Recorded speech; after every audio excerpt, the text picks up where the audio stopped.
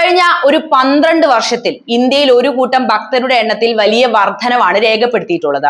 ഏത് ദൈവത്തിന്റെ ഭക്തരെ കുറിച്ചാണ് ഞാൻ ഈ പറയുന്നത് എന്നാണോ നിങ്ങൾ ചിന്തിക്കുന്നത്? ആ ദൈവത്തിന്റെ പേര് നരേന്ദ്രമോദി എന്നാണ്. എത്ര അപകടകരമായ കാര്യമാണ് നമ്മുടെ രാജ്യത്ത് ഈ ഭക്തി ഉണ്ടാക്കുന്നത് എന്ന് നിങ്ങൾക്കറിയാമോ? ഇന്ത്യൻ ജനാധിപത്യം ഇന്ന് വ്യക്തിപൂജയുടെയും മതരാഷ്ട്രീയത്തിന്റെയും അപകടകരമായ നിഴലിലാണ് എന്ന് പറയുന്നതിന്റെ പ്രധാനപ്പെട്ട കാരണം ഈ ഭക്തി തന്നെയാണ്.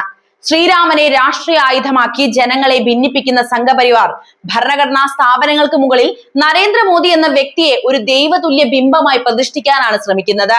ജനാധിപത്യം ഒരു വ്യക്തിയിലേക്ക് മാത്രം കേന്ദ്രീകരിക്കപ്പെടുന്നത് ഭരണകൂടത്തെ സ്വേച്ഛാധിപത്യത്തിലേക്കും പൗരന്മാരെ വൈകാരിക അടിമത്തത്തിലേക്കുമാണ് നയിക്കുന്നത്. ഈ പ്രവണത ഇന്ത്യയുടെ ബഹുസ്വരതയ്ക്കും ജനാധിപത്യ മൂല്യങ്ങൾക്കും ഏൽപ്പിക്കുന്ന ആഘാതം അങ്ങേയറ്റം ഗൗരവകരം തന്നെ. എന്താണ് ഈ വിഷയത്തെ കുറിച്ച് നിങ്ങൾക്ക് പറയാനുള്ളത് എന്ന് കമന്റ് ബോക്സിൽ എഴുതുക. നമുക്ക് മോദി ഭക്തിയെ കുറിച്ച് പറയാം. നരേന്ദ്രമോദി എന്ന ഭരണാധികാരിയെ കേന്ദ്രീകരിച്ചുള്ള വ്യക്തിപൂജ ഇന്ത്യയുടെ ജനാധിപത്യ ബോധ്യങ്ങളെയും ഭരണഘടനാ സ്ഥാപനങ്ങളെയും എങ്ങനെ ബാധിക്കുന്നു എന്നത് ഗൗരവകരമായ വിഷയം തന്നെ. സ്വതന്ത്ര ഇന്ത്യയുടെ ചരിത്രത്തിൽ മുൻപെങ്ങുമില്ലാത്ത വിധം ഒരു രാഷ്ട്രീയ നേതാവിന്റെ പ്രതിച്ഛായ പൊതുവിടങ്ങളിലും സർക്കാർ സംവിധാനങ്ങളിലും ഇത്രയേറെ ആധിപത്യം സ്ഥാപിക്കുന്നത് സവിശേഷമായ ഒരു രാഷ്ട്രീയ സാഹചര്യത്തെ തന്നെയാണ് സൂചിപ്പിക്കുന്നത്. മോദിയാണ് ഇന്ത്യ എന്ന ധാരണയുണ്ടാക്കാനുള്ള BJPയുടെ കുതന്ത്രങ്ങൾ തന്നെയാണ് ഇതിന് പിന്നിൽ പ്രവർത്തിക്കുന്നത്. ഒരു ജനാധിപത്യ രാജ്യത്ത് ഭരണകൂടത്തിന്റെ നേട്ടങ്ങൾ വിളംബരം ചെയ്യപ്പെടുന്നത് വളരെ സ്വാഭാവികമാണ്. എങ്കിലും അവിടെ സർക്കാർ എന്ന സംവിധാനത്തിന് മുകളിൽ വ്യക്തി എന്ന പ്രതിരൂപം പ്രതിഷ്ഠിക്കപ്പെടുന്നത് അപകടകരമായ പ്രവണത തന്നെയാണ്.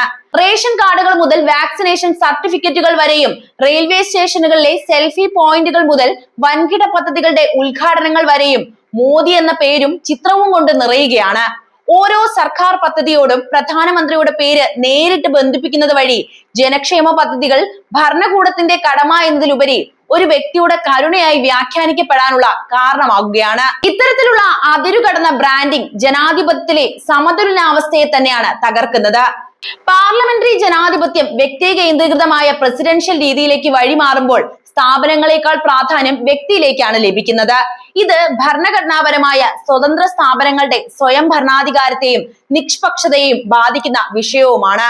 ഭരണാധികാരിക്ക് മേൽ ഒരു അപ്രമാദിത്വ പരിവേഷം ചാർത്തപ്പെടുന്നത് വിമർശനങ്ങളെയും ചോദ്യം ചെയ്യലുകളെയും ഇല്ലാതാക്കാൻ മാത്രമാണ് സഹായിക്കുന്നത്. ഇത് തന്നെയാണ് നമ്മുടെ ഇന്ത്യ ഇന്ന് അനുഭവിക്കുന്ന പ്രധാന വിഷയവും. ഒരു നേതാവിനെ മാത്രം കേന്ദ്രീകരിച്ച് നടത്തുന്ന രാഷ്ട്രീയ പ്രചാരണങ്ങൾ വിയോജിപ്പുകളുടെ സ്വരങ്ങളെ ദുർബലപ്പെടുത്തുകയും ഏകശിലാത്മകമായ ഒരു രാഷ്ട്രീയ ബോധം സൃഷ്ടിക്കുകയും ചെയ്യുന്നുണ്ട്. വൈവിധ്യമാർന്ന അഭിപ്രായങ്ങളും ശക്തമായ പ്രതിപക്ഷവും ജനാധിപത്യത്തിന്റെ നട്ടെല്ലാണ് എന്ന കാര്യം നമ്മൾ മറക്കരുത്. എന്നാൽ വ്യക്തിപൂജയുടെ ഈ അതിപ്രസരം ജനാധിപത്യത്തെ ഒരു ഇലക്ട്രൽ ഓട്ടോക്രസിയിലേക്ക് നയിക്കുമോ എന്ന ആശങ്ക രാഷ്ട്രീയ നിരീക്ഷകരൊക്കെ ഇന്ന് പങ്കുവെച്ചു തുടങ്ങി. ഇന്ത്യയുടെ ജനാധിപത്യ പാരമ്പര്യം വ്യക്തിയേക്കാൾ ഉയർന്നത് ഭരണഘടനയും അതിന്റെ മൂല്യങ്ങളുമാണെന്ന ബോധ്യത്തിലാണ് പടുത്തുയർത്തിയിട്ടുള്ളത്. ആ പാരമ്പര്യത്തിന് മേൽ ഒരു വ്യക്തിയുടെ പ്രതിച്ഛായയുടെ തണൽ വീഴുമ്പോൾ അത് ഇന്ത്യൻ ജനാധിപത്യത്തിന്റെ ഭാവിയെക്കുറിച്ചുള്ള ഗൗരവകരമായ ചോദ്യങ്ങളാണ് ഉയർത്തുന്നത്.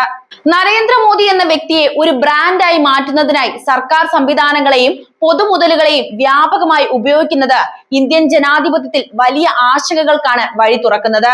ഒരു ഭരണാധികാരിയുടെ ചിത്രം അല്ലെങ്കിൽ നമ്മുടെ പ്രധാനമന്ത്രിയുടെ ചിത്രം ഭരണകൂടത്തിന്റെ എല്ലാ മേഖലകളിലും ഇത്രമേൽ ആധിപത്യം ഉറപ്പിക്കുന്നത് സമാനതകളില്ലാത്ത പ്രതിഭാസം തന്നെയാണ്. അതിനു പിന്നിൽ പ്രവർത്തിക്കുന്നത് ഇവരുടെ ബുദ്ധിയും. ഇന്ത്യൻ റെയിൽവേ സ്റ്റേഷനുകളിൽ സ്ഥാപിച്ചിട്ടുള്ള 3D സെൽഫി ബൂത്തുകൾ മുതൽ കോവിഡ് വാക്സിനേഷൻ സർട്ടിഫിക്കറ്റുകളിൽ വരെ പ്രധാനമന്ത്രിയുടെ ചിത്രം ഉൾപ്പെടുത്തിയത് ഇതിന്റെ വ്യക്തമായ ഉദാഹരണങ്ങളാണ്. ജനങ്ങളുടെ നികുതി പണം ഉപയോഗിച്ച് നടത്തുന്ന ഇത്തരം പ്രചാരണങ്ങൾ ഒരു ക്ഷേമ പദ്ധതി എന്നത് സർക്കാരിന്റെ കടമ എന്നതിലുപരി ഒരു വ്യക്തിയുടെ ഔദാര്യം എന്ന നിലയിലേക്ക് മാറ്റാൻ ശ്രമിക്കുകയാണ് ചെയ്യുന്നത്. റേഷൻ സഞ്ചികൾ, വളത്തിന്റെ ചാക്കുകൾ, സ്കൂൾ ബാഗുകൾ എന്നിവയിലെല്ലാം പ്രധാനമന്ത്രിയുടെ ചിത്രം പതിപ്പിക്കുന്നത് വഴി ഭരണകൂടവും രാഷ്ട്രീയ പാർട്ടിയും തമ്മിലുള്ള അതിർവരമ്പുകൾ മാഞ്ഞു പോയിക്കൊണ്ടിരിക്കുകയാണ്. തീർന്നിട്ടില്ല. സർക്കാർ വെബ്സൈറ്റുകൾ, പ്രതിരോധ മന്ത്രാലയത്തിന്റെ സംവിധാനങ്ങൾ, വിദ്യാഭ്യാസ സ്ഥാപനങ്ങൾ എന്നിവയിലെല്ലാം ഈ വ്യക്തി കേന്ദ്രീകൃത പ്രചാരണം കടന്നു ചെന്നിരിക്കുന്നു. സുപ്രീം കോടതിയുടെ വെബ്സൈറ്റിൽ പോലും പ്രധാനമന്ത്രിയുടെ ചിത്രം പ്രദർശിപ്പിക്കപ്പെട്ടത് ജുഡീഷ്യറിയുടെ സ്വതന്ത്ര സ്വഭാവത്തെ ബാധിക്കുമോ എന്ന ചോദ്യമാണ് ഉയർത്തിയിട്ടുള്ളത്. ഭരണഘടനാ സ്ഥാപനങ്ങൾ ഒരു വ്യക്തിക്കോ രാഷ്ട്രീയ താല്പര്യങ്ങൾക്കോ വിധേയപ്പെടുന്നത് ജനാധിപത്യത്തിന്റെ അന്തസത്തയ്ക്ക് നിരക്കാത്തത് തന്നെയാണ്. ഗൂഗിൾ, യൂട്യൂബ് പരസ്യങ്ങൾക്കായി കോടിക്കണക്കിന് രൂപ ചെലവഴിക്കുന്നതും മാധ്യമങ്ങളിലും സോഷ്യൽ മീഡിയയിലും പ്രധാനമന്ത്രിക്ക് മാത്രം പ്രാധാന്യം നൽകുന്ന രീതിയിലുള്ള പ്രചാരണങ്ങൾ സംഘടിപ്പിക്കുന്നതും രാഷ്ട്രീയ ബ്രാൻഡിങ്ങിന്റെ തീവ്രതയാണ് വ്യക്തമാക്കുന്നത്. പഴയകാല നേതാക്കൾ പാലിച്ചിരുന്ന മിതത്വത്തിൽ നിന്നൊക്കെ മാറി ഒരു വ്യക്തിയെ മാത്രം ആരാധനാപാത്രമാക്കുന്ന രീതിയിലുള്ള ഈ നീക്കങ്ങൾ സ്വേച്ഛാധിപത്യ സ്വഭാവമുള്ള രാജ്യങ്ങളിലെ രീതികളോട് സാമ്യമുള്ളതാണ് എന്ന വിമർശനമാണ് ഇവിടെ ഉയർന്നു വരുന്നത്. അധികാരത്തിന്റെ വികേന്ദ്രീകരണവും സ്ഥാപനങ്ങളുടെ സ്വയം ഭരണവുമാണ് ജനാധിപത്യത്തെ ശക്തിപ്പെടുത്തുന്ന ഘടകങ്ങൾ. എന്നാൽ വ്യക്തിപൂജയിലൂടെ അധികാരം ഒരൊറ്റ ബിന്ദുവിലേക്ക് കേന്ദ്രീകരിക്കപ്പെടുമ്പോൾ അത് ചോദ്യം ചെയ്യപ്പെടാത്ത ഒരു ഭരണരീതിയിലേക്ക് രാജ്യത്തെ നയിക്കും. ഭരണാധികാരിയെ വിമർശനങ്ങൾക്ക് അതീതമായി പ്രതിഷ്ഠിക്കുന്നത് ജനാധിപത്യത്തിലെ വിയോജിപ്പുകളുടെ ഇടത്തെ തന്നെ ഇല്ലാതാക്കുമെന്നതും ഏറെ ഗൗരവകരമായി കാണേണ്ടതുണ്ട്. 2014 മുതൽ 2025 വരെയുള്ള കാലയളവിൽ ഏകദേശം 5987 കോടി രൂപയിലധികമാണ് മോദി കേന്ദ്രീകൃതമായ പ്രചാരണങ്ങൾക്കായി മാത്രം ചെലവാക്കപ്പെട്ടത് എന്നാണ് കണക്കുകൾ. ഇത് കേവലം ഒരു സർക്കാരിന്റെ പരസ്യ പ്രചാരണം എന്നതിലുപരി വ്യക്തിപൂജയുടെ ഭരണകൂടത്തിന്റെ നട്ടെല്ലാക്കി മാറ്റുന്ന ഒരു പ്രക്രിയ തന്നെയാണ്. 2015 ഡൽഹി തെരഞ്ഞെടുപ്പ് വേളയിൽ ആരംഭിച്ച സെൽഫി വിത്ത് മോദി ക്യാമ്പയിൻ പിന്നീട് രാജ്യവ്യാപകമായി സർക്കാർ തലത്തിൽ തന്നെ നടപ്പിലാക്കപ്പെട്ടു. റെയിൽവേ സ്റ്റേഷനുകൾ, പ്രതിരോധ സ്ഥാപനങ്ങൾ, കോളേജുകൾ എന്നിവിടങ്ങളിൽ 3D സെൽഫി ബൂത്തുകൾ സ്ഥാപിക്കാൻ റെയിൽവേ ബോർഡ് ഉത്തരവിട്ടത് ഇതിന്റെ ഉദാഹരണം തന്നെയാണ്. ജനക്ഷേമത്തിനായി വിനിയോഗിക്കേണ്ട നികുതി പണം ഒരു വ്യക്തിയുടെ പ്രതിച്ഛായ വർദ്ധിപ്പിക്കാൻ ഉപയോഗിക്കുന്നത് ജനാധിപത്യപരമായ ധാർമ്മികതയ്ക്ക് വിരുദ്ധമാണ് എന്ന് ആവർത്തിച്ച് പറയേണ്ടതുണ്ട്. കോവിഡ് മഹാമാരിയുടെ കാലത്ത് വാക്സിനേഷൻ സർട്ടിഫിക്കറ്റുകളിൽ പ്രധാനമന്ത്രിയുടെ ചിത്രം പതിപ്പിച്ചത് ആഗോളതലത്തിൽ തന്നെ വലിയ ചർച്ചയായ സംഭവമാണ്. ലോകത്തെവിടെയും ഒരു ഭരണാധികാരിയും ഇത്തരം ഒരു പ്രതിസന്ധി ഘട്ടത്തെ വ്യക്തിഗത ബ്രാൻഡിങ്ങിനായിട്ട് ഉപയോഗിച്ചിട്ടില്ല. ഇത് ആരോഗ്യ സേവനത്തെ ഒരു ഭരണഘടനാപരമായ അവകാശം എന്നതിലുപരി ഭരണാധികാരിയുടെ ഔദാര്യമായി ചിത്രീകരിക്കാനുള്ള ശ്രമമായിട്ട് തന്നെയാണ് വിമർശിക്കപ്പെട്ടത്. ആത്മീയതയെയും രാഷ്ട്രീയത്തെയും കൂട്ടിയിണക്കുന്ന രീതിയിലുള്ള പ്രചാരണങ്ങളും ഇതിന്റെ ഭാഗമാണ്. ഉപവാസം അനുഷ്ഠിക്കുന്നതും തറയിൽ ഉറങ്ങുന്നതുമായ ചിത്രങ്ങൾ പുറത്തുവിടുന്നത് വഴി ഭരണാധികാരിക്ക് ഒരു മാതൃകാ പുരുഷൻ അല്ലെങ്കിൽ സന്യാസി പരിവേഷം നൽകാൻ ബോധപൂർവമായ ശ്രമവും നടത്തുന്നുണ്ട്. രാഷ്ട്രീയ വിയോജിപ്പുകളെ അപ്രസക്തമാക്കാനും വൈകാരികമായ പിന്തുണ ഉറപ്പാക്കാനും ഇത്തരം പ്രതീകാത്മകമായ നീക്കങ്ങൾ മോദിയെ സഹായിച്ചിട്ടുമുണ്ട്. സ്ഥാപനങ്ങളുടെ സ്വയം ഭരണാധികാരത്തെയും ഇത് ബാധിക്കുകയാണ് ചെയ്യുന്നത്. വിദ്യാഭ്യാസ സ്ഥാപനങ്ങളിലും പ്രതിരോധ മേഖലയിലും ഇത്തരം സെൽഫി പോയിന്റുകൾ നിർബന്ധമാക്കുന്നത് വഴി ഈ സ്ഥാപനങ്ങളുടെ രാഷ്ട്രീയ നിരപേക്ഷത നഷ്ടപ്പെടുകയാണ്.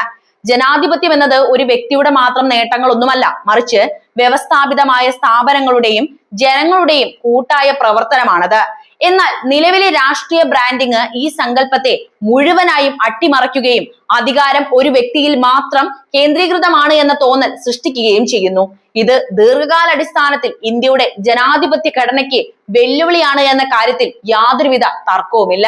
ഇന്ത്യൻ ജനാധിപത്യത്തിന്റെ അടിത്തറയായിട്ടുള്ള ഭരണഘടനാ സ്ഥാപനങ്ങളെയും അധികാര വികേന്ദ്രീകരണത്തെയും അപ്രസക്തമാക്കിക്കൊണ്ട് നരേന്ദ്രമോദി എന്ന വ്യക്തിയെ ചുറ്റിപ്പറ്റി കെട്ടിപ്പൊക്കുന്ന അതിശക്തമായ വ്യക്തിപൂജ രാജ്യത്തിന് ഭീഷണിയായി മാറുന്നു എന്ന കാര്യത്തിലും സംശയമില്ല. സാധാരണഗതിയിൽ സർക്കാർ പദ്ധതി എന്നത് ഭരണകൂടത്തിന്റെ ഉത്തരവാദിത്വവും പൗരന്റെ അവകാശവുമാണ് എന്ന കാര്യം നമുക്കറിയാവുന്നതാണ്. എന്നാൽ റേഷൻ സഞ്ചികൾ മുതൽ വാക്സിനേഷൻ സർട്ടിഫിക്കറ്റുകളിൽ വരെ പ്രധാനമന്ത്രിയുടെ ചിത്രം പതിപ്പിക്കുന്നത് വഴി ഈ അവകാശങ്ങളെ ഒരു വ്യക്തിയുടെ ഔദാര്യമായി മാറ്റിയെടുക്കാൻ BJP-യുടെ സർക്കാർ ബോധപൂർവമുള്ള ശ്രമമാണ് ഇവിടെ നടപ്പിലാക്കിയത്.